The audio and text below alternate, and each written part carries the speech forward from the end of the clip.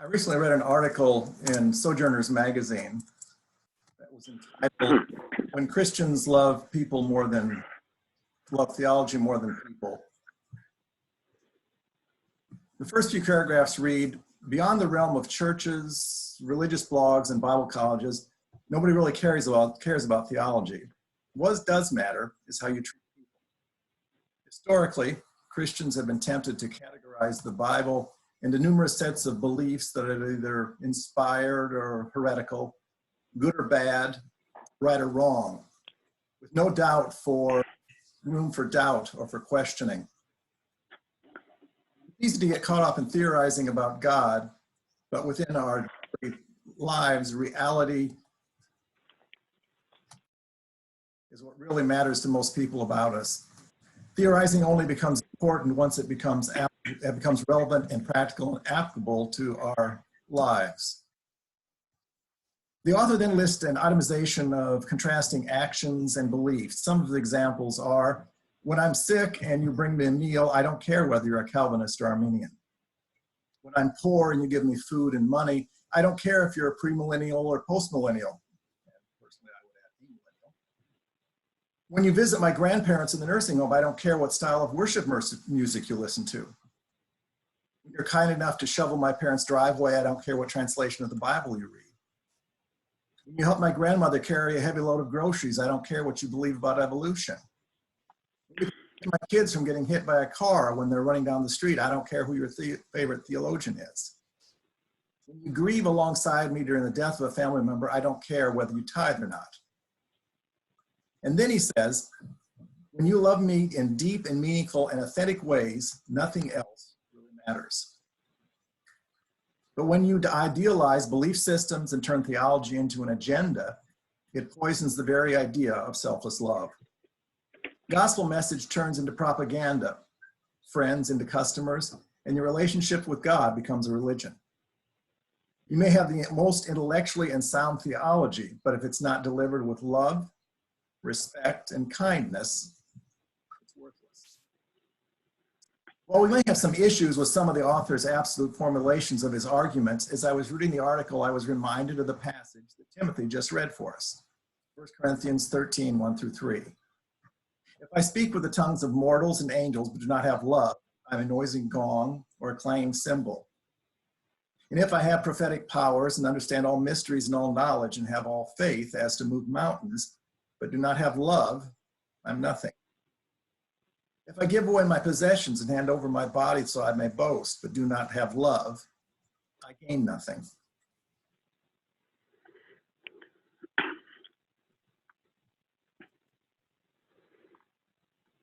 All lists positive qualities or abilities that a Christian might possess. If I speak in the tongues of mortals or angels, if I have prophetic powers, if I understand all mysteries and knowledge, if I have all faith as to remove mountains.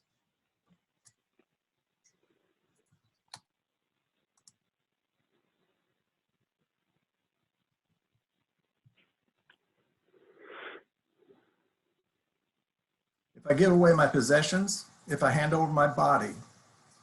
None of the characteristics he lists are negative. They're all positive. But Paul says that these characteristics or abilities without love are insufficient. If I do not have love, I'm a noisy gong or a clanging cymbal. If I do not have love, I'm nothing. If I do not have love, I gain nothing. In verse 1, if I speak in the tongues of mortals and angels but do not have love, I am a noisy gong or a clanging cymbal. Mere speaking ability is insufficient. This section reminds me of a class I took in college, Great Speakers, Ancient and Modern. One assignment for the class was to write a term paper about a great speaker. Someone in the class wanted to write a paper about Adolf Hitler, but Dr. Walker would not approve the topic because his definition of a great speaker started with the premise that a great speaker was a person of high moral character, and Hitler would fail that test. As Paul states, if I speak in the tongues of mortals and angels but do not have love, I am a noisy gong or a clanging cymbal. Rhetorical excellence is broader than simply being articulate, having the ability to persuade or to win an argument. It is more than mere talent. Paul here uses the metaphor of a clanging gong or a clanging cymbal. Several factors influence the interpretation of a metaphor. The interpretation is necessarily limited by what we know about the alluded to objects, persons, or situations. If what we know or think we know about the elements of a given metaphor in some ways differ from that the speaker or writer knows, our interpretation will probably differ accordingly. This is often the case with the interpretation of metaphors found in ancient texts such as the Bible. Sometimes an image does not make sense to a modern audience because of the important information that's not available to clarify its intended meaning. In attempting to fill in the blanks, we risk projecting our own ideology, technology, cosmology, etc. onto the metaphor. In doing so, it's possible to miss the intended meaning. Risk missing the point. I think a good example of this not understanding an ancient metaphor can be seen in the same chapter in 1 Corinthians 13 and verse 12. Paul says, "For we now see in a mirror dimly, but then we will see face to face." If we look in a mirror, we see our reflection, but not dimly. Our understanding of the metaphor is based on a different mirror than those that Paul knew. Paul was not looking into a piece of glass with a reflective backing. This passage became clear to me in the Ephesus Museum in Vienna, Austria. In 1895, archaeologists from the Austrian Archaeological Institute began excavating in Ephesus and continue to this day. Between 1896 and 1907, artifacts from the excavation were sent to Vienna, became the basis for the museum's collection. At the museum, I saw mirrors like these. Looking at these mirrors, I was reminded of Paul's phrase, "We see in a mirror dimly." These mirrors are made of bronze.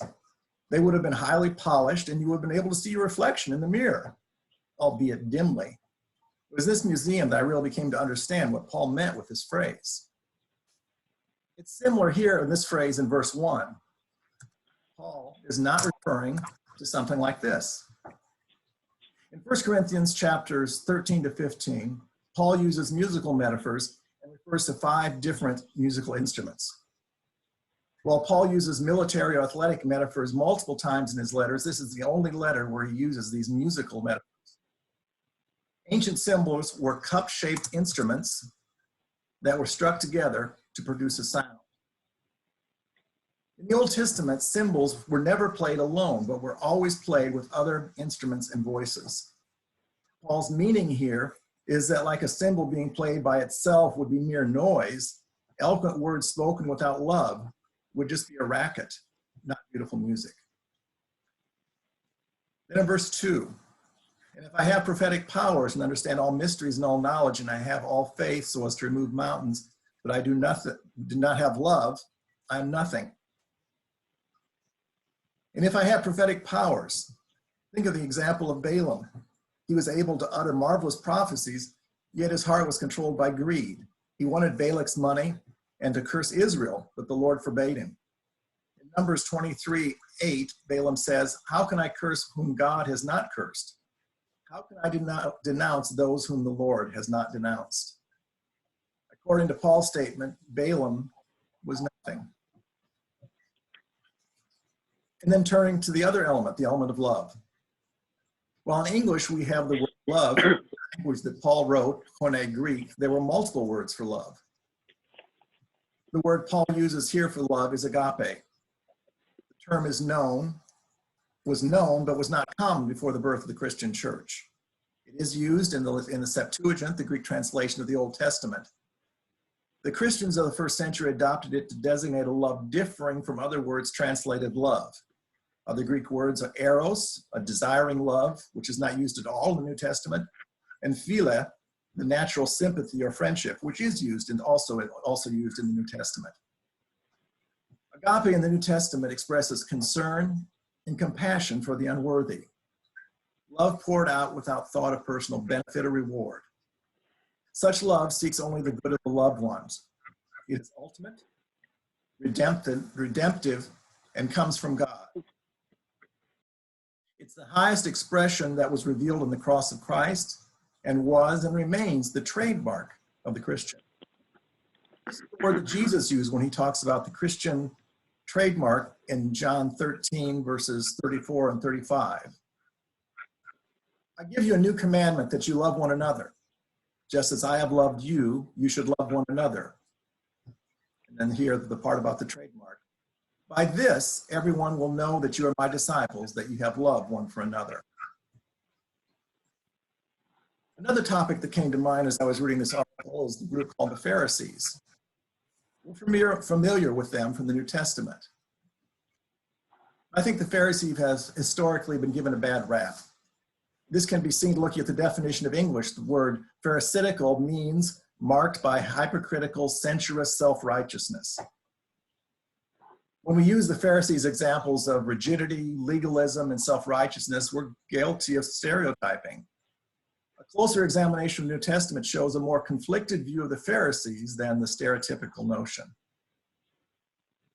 Our knowledge of the Pharisees comes from three sources: the New Testament, the writings of Josephus, a Jewish author who wrote on several histories of the Jews, and the third is later Jewish writings.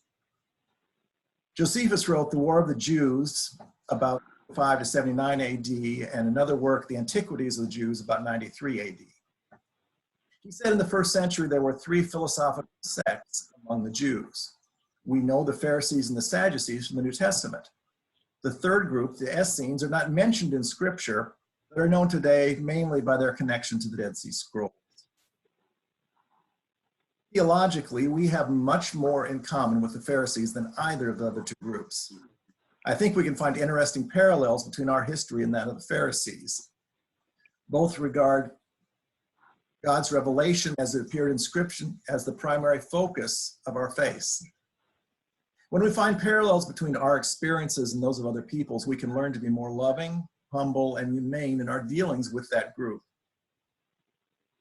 The Pharisees upheld the radical notion that ordinary Jews did not need to rely on priests for the primary expression of the religion. They could please God by living holy lives. Shifted their attention from the temple to a focus on Scripture, a shift that we also see in the teachings of Jesus in the early church. The teachings meant that the Pharisees were the only group of those three that Josephus mentions to survive the destruction of the temple in 70 AD. The Sadducees were so closely tied to the temple and temple worship that they could not survive the destruction of the temple. They lost their source of power as well as their reason for existence. Historians have speculated that the Romans wiped out the Essene communities in 70 AD because of their active resistance to Rome. That left the Pharisees. Since their attention had begun to shift from this temple to a focus on Scripture and oral tradition regarding Scripture, the destruction of the temple did not devastate their faith. They saw the destruction of the temple as a tragedy, but they found its loss would not prevent them from serving God by living holy lives according to Scripture. In doing so, they sought to fulfill God's expectations as expressed in ancient prophetic messages such as Hosea 6:6, which is echoed in Psalm 51:16. For I desire steadfast love and not sacrifice, the knowledge of God, rather than burnt offerings. While we're probably familiar with the negative interactions with the Pharisees in the New Testament, there are other examples in the New Testament.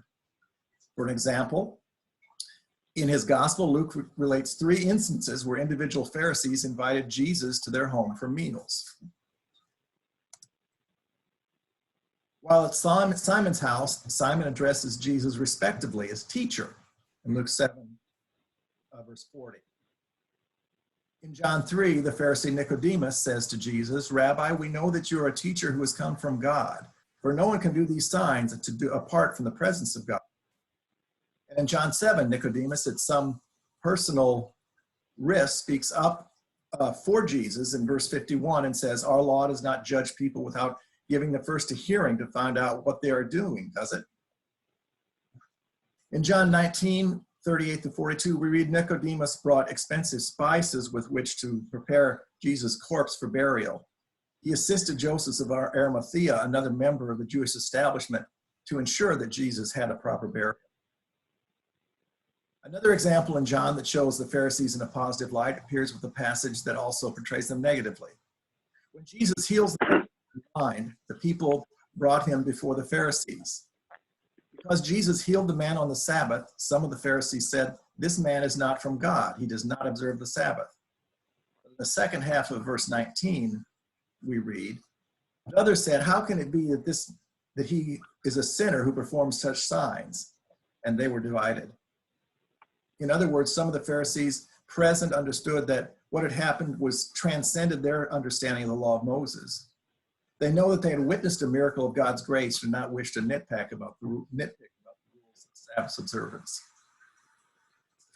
In Matthew 23, 1 through 3, Jesus said to the crowds and the disciples, "The scribes and Pharisees sit on Moses' seat, therefore do what they teach you and follow it, but do not do as they do, for they do not practice what they teach." In this passage, Jesus does not criticize what they teach. In Acts 23, Paul's called before the Sanhedrin. Beginning in verse 6, we read, "When Paul noticed that some were Sadducees and others were Pharisees, he called out in the council, 'Brothers, I am a Pharisee, a son of a Pharisee, on trial concerning the hope of the resurrection of the dead.' He said this, a dissension began between the Pharisees and the Sadducees, and the assembly was divided. The Sadducees say there is no resurrection, or angel, or spirit, but the Pharisees acknowledge all three." Here, Paul identifies himself as a Pharisee. He doesn't say, "I was previously a Pharisee." He says, "I am a Pharisee." In the Talmud, one of the most important pieces of oral traditions is be deliberate in judgment, raise up many disciples, and make offense about the law. The oral traditions preserved in the Talmud were the oral traditions of the Pharisees. In order to save people from transgressing one of the commandments, Jewish oral tradition had developed regulations, also called fences or hedges, that help people from breaking the law. An example of observing a fence about the law would be the kosher diet that many contemporary Jews still keep. In Exodus 23, verse 19, and chapter 34, verse 26, we find a command not to boil a goat kid in its mother's milk.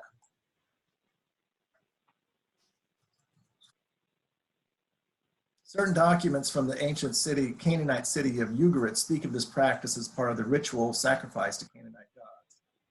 The law in Exodus concerning this practice was essentially intended to keep Israelites from pagan religious practices. The kosher regulations are a hedge about the law. People who keep a kosher kitchens have separate dishes for serving dairy products and meat products. To avoid any risk of violating the command concerning boiling a goat kid in its mother's milk, kosher regulation prohibits ever cooking dairy and meat products together, being served in the same meal, or even touching each other. Lest we think that in doing so takes the commandments of Exodus to an extreme, think of examples within the church. You undoubtedly know Christians who do not drink or alcohol or dance, not because the Bible specifically prohibits those activities, but because to avoid actions that could break a commandment. I guess you could call this the better safe than sorry strategy. Those who developed the regulations and laws that constitute the hedge around the Torah did not intend them to become burdensome. They designed them to be helpful, to act as a safety net or a buffer zone for people who earnestly wish to follow God's law. In time, however, people began to focus more on the fence than on the law itself, and the numerous regulations that compromised the fence became increasingly difficult for people to keep. This focus on the hedge rather than the law itself was often the cause of conflict between Jesus and the Pharisees. But as I mentioned, the New Testament does present a conflicted view of the Pharisees.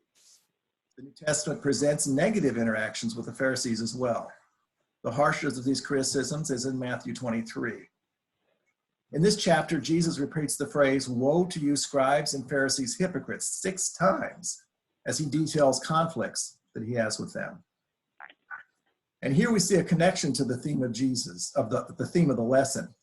Jesus tells the Pharisees in verse 24 that they strain out the gnat but swallow the camel. He does not tell them to ignore the law, but instead says, "It is these you ought to have practiced without neglecting the other." I think the author of this article, that's what the author of this article had in mind. It's not that right theology is not as important, It's that they ought to be practiced without neglecting the others. The Restoration movement was a response to a proliferation of religious groups in the 19th century, a continually more fractured landscape of churches. The Restoration plea was to call for unity based on a return to Scripture. It's been formulated in abbreviated forms such as, let us speak where the Bible speaks and be silent where the Bible is silent. Let us call Bible things by Bible names and do Bible things in Bible ways. Let's restore the church as it was in the day of the apostles. The perceived problem was a lack of biblical teaching in specific areas. Areas of agreement, such as loving your neighbor, were, to borrow a phrase, presupposed, and thus the areas of teaching that were thought to have been neglected were emphasized. For example, church structure. I've used the analogy before that restoring the church is like restoring a chair. The purpose of the chair is not simply for restoring. The purpose of the chair is for sitting. I think the purpose of restoration is therefore to restore the original purpose of the chair, the sitting. I think our fellowship as a whole has emphasized right theology to the extent that sometimes we've forgotten that the chair is for sitting. We have celebrated having right theology, and I think out of that traditional emphasis within our fellowship, we've also developed a strong tradition of debate, a tradition which can seem to me to encourage a tendency to be more concerned about winning an argument and being right, to the detriment of an emphasis on love and being winsome. So returning to the article that started the discussion, the author ends the article by saying, you may have the most intellectually and sound theology, but if it's not delivered with love, respect, and kindness, it's worthless. The practical implication of your love is as important as the theology behind it. Our faith is evidenced by how we treat others. Does the reality of your life reflect the theory behind your spiritual beliefs? We should never give up theology, academic study, or the pursuit of understanding God, the Bible, the history and traditions of the church, but these things should inspire us to emulate Christ, to selflessly, sacrificially, and holistically love others. Theology should reinforce our motivation for doing things to make the world a better place, not serve as platforms to berate, criticize, or attack others. But too often we're guilty of failing to practically apply our beliefs in a tangible way that actually helps others. In this end, this is what matters most to the world around us, that we simply love as Christ loved. And all right, Jeff, I think we're ready for the discussion. All right. Well, great message, Myron. And yeah, there's certainly, I learned some things about the history of the Pharisees. I thought that was a very provocative article. I guess I would begin by just asking the audience for any comments or questions you might have before I, lead things off in some direction that's just mine. So thoughts, comments, questions for Myron? Yes. Carmen, I see you raise your hand. Yeah. So what I found, I like the point that Myron made about restoring the chair, that the chair is meant for sitting and not for repair.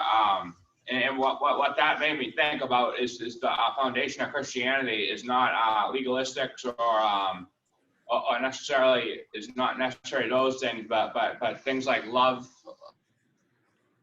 like loving God. And we're supposed to sit in a chair, and sitting in the chair is like receiving comfort from the love of Christ, and also sitting patiently waiting for the Lord to do His own work on His own time. Good connections, Myron, between the chair and life. Carmen, I'm sorry. That's all right, I'm old. Sorry. Anybody else? Okay. I'll add a comment too. I think good lesson, Myron. I appreciate the organization and bringing a lot of these concepts we've chewed on for a while together in a nice presentation. I was thinking about kind of in a parallel James 2 that, you know, our goal here is to channel God. That's our role on earth. And if we get the righteousness and miss the compassion, we fail. And likewise, if we get the compassion and lose the righteousness, we fail. And so I appreciate the message. So thank you.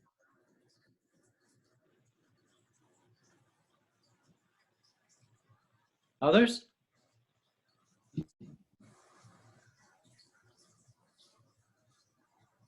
I'll just make a comment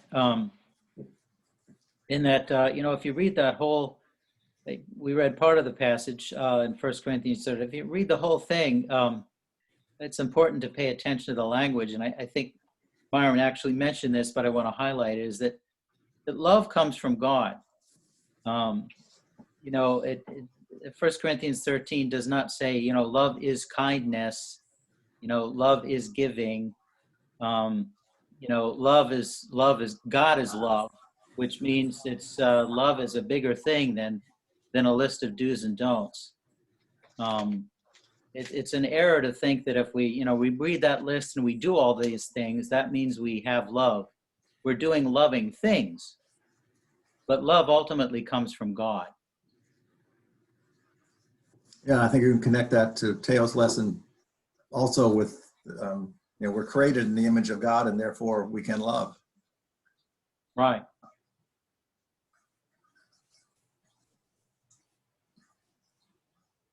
No. Yeah, anybody. It's such a fine line between, yeah, well, what also, what Chris said, well, love or righteousness and love, or law and love and all that. So it's when does love cover a lot of sins, and when does sin has to be shown and reprimanded so somebody can turn around? And so, but I think we have to remember that we can always pray to God and ask for wisdom to discern that, and that he leads us, that we don't have to figure it out ourselves. But Right. Restoration of our own lives takes place. Yeah, the two are very intertwined. You can't separate them. If you do separate them, then it's either not love or it's not justice or righteousness. Right.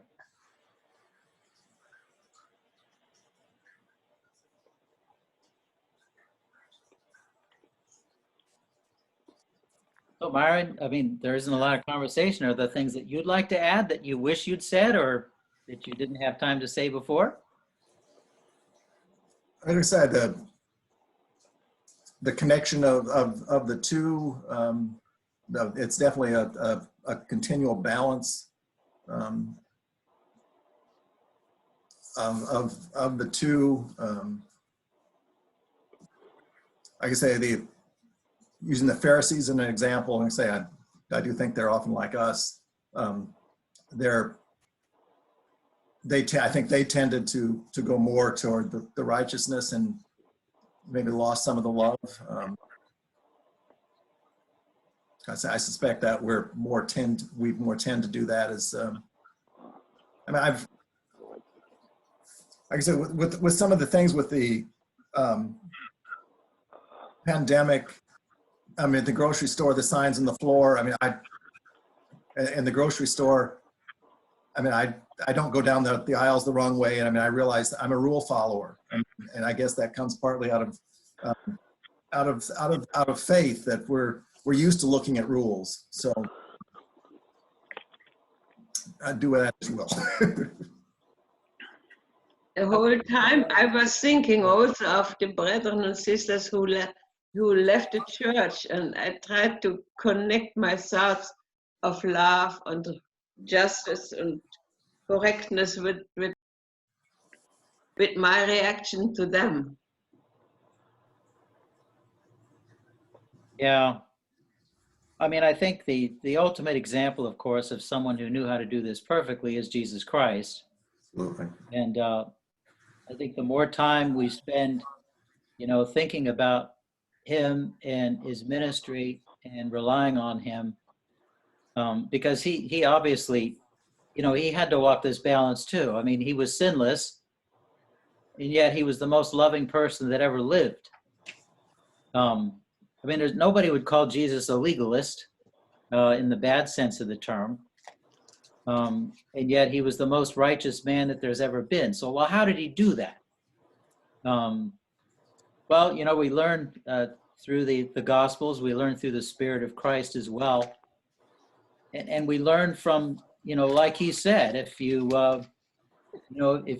continue to do my commands, you'll find out whether they come from God or not.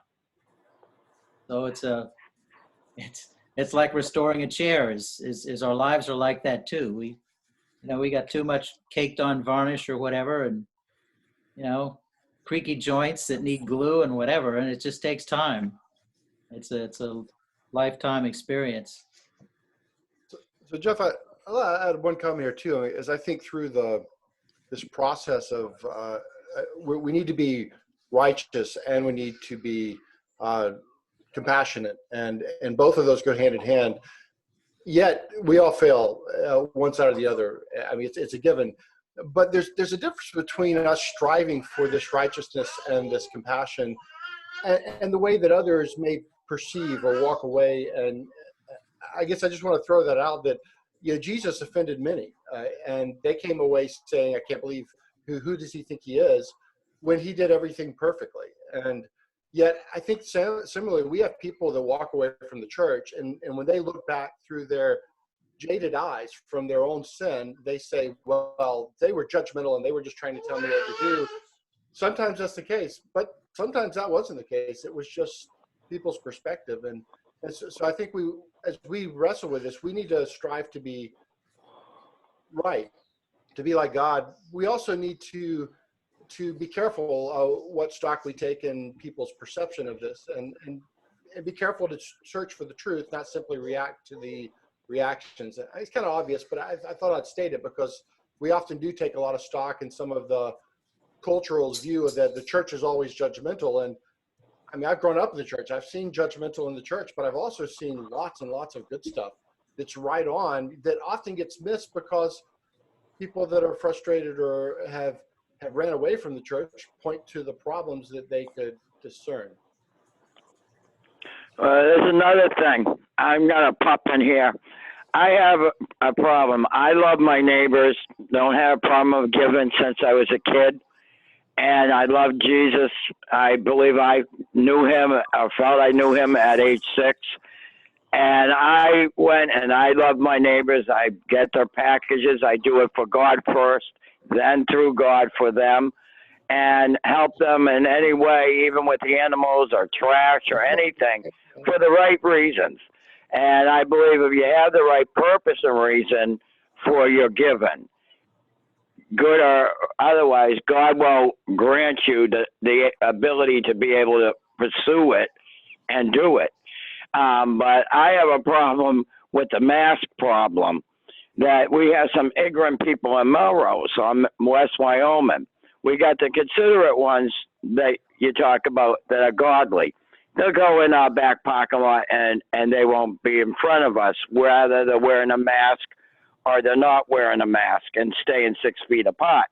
But the ones that aren't staying 6 feet apart, I seem to forget that where I stand with God, and my emotions get angry. I get frustrated when I hear the numbers are going up in Massachusetts. That these things can be avoided if more people were, like you said, respectful, caring, compassionate. And I need some feedback. How do you get slow to think, slow to react, and watch what you're saying, because we know God hears our thoughts?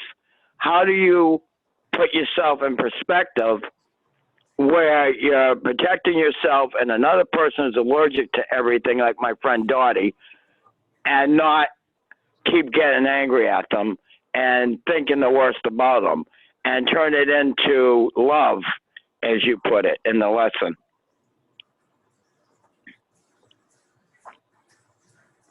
So anybody want to respond? I think I understand the question.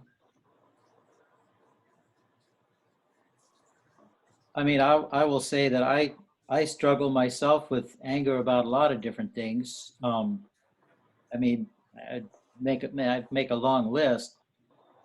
I mean, lately I've just been making a conscious effort and praying as well to just not think that way.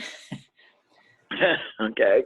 The way that I do that is, you know, that there are things that I like to think about, you know, and they're not all necessarily religious things. You know, nature, different projects I'm doing that I'm excited about. You know, it's you know, set your mind on things above. I try to do that. I also, frankly, set my minds on good things that are below. You know, just trying to pull your mind away from it. It takes self-discipline, and it's hard. And of course, the other thing, Michelle, you know, yeah, we want to not react this way, but be sure not to get down on yourself as well, and get frustrated at your frustration. But I think I've been there too. You know, it's a path. Having a righteous mind is a path, and it takes work. But the fact that you're aware of it is great, because I think you know, sometimes when we're not aware of it, that's when we're really in trouble. Okay. I'll add some to that, Jeff, too. I think we're bound to find things we disagree with, find things that are wrong. And, you know, as you partly referred to the scripture that says, be quick to listen and slow to speak and slow to wrath, I think is the guidance that we take there is something that bothers us. Take a moment, think about why it's bothering you, and then look to a way to reason and to encourage instead of to lash out, because then you can make a difference for the positive versus just alienating someone because they now know that you disagree with them. And that's I'll share a quick story that I was in college at a lecture. I walked into the lecture and the professor had, so like a 300 class professor with 300 kids, had pornography up on the window, on the overhead. And I was very frustrated and offended by it. And I got up and I walked out. And I went to the dean at MIT and he said, I understand you were offended by that, but why did you leave? That did nothing good. Instead, you should have walked up to the professor and talked to him. And I learned a lot from that interaction with the dean at MIT to tell me that I should be active in the correction, but in a way that is not flying off at anger, but flying off with reason. Let's think. Let's engage in a way that helps a person get from their current understanding to something deeper or more aware. And emotion often will undermine that effort. Yeah, the other aspect of that, Chris, which is important, is that you hurt yourself because you missed the lecture.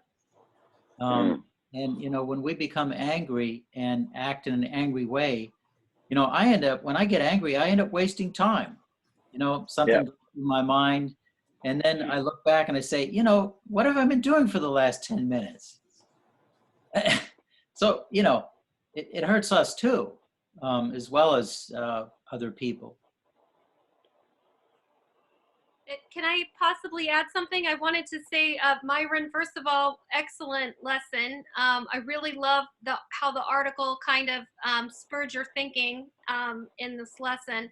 And then I wanted to just say to Michelle, Michelle, there's a really close relationship between anxiety and irritability. So if you're feeling anxious about your own health and protecting your health and your neighbor's health, and someone's not wearing a mask or is getting too close to you, it will probably make you angry because, you know, it flares up your anxiety about your own health and protection.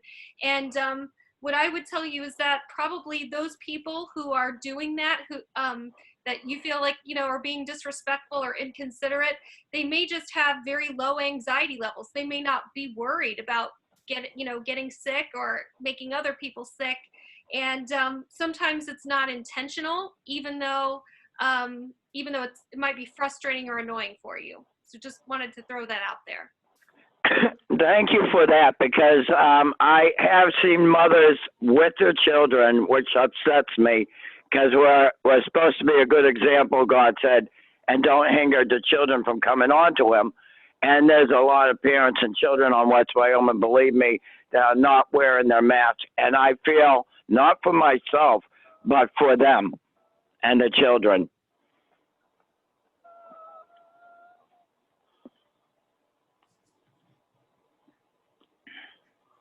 Okay. Well, I think we should probably move on, and unless there's a final comment, we should probably proceed. But thanks again, Myron, for a well thought out lesson. Thank you. It helps you, and it helps them when you wear a mask. Yeah, it does. That's right.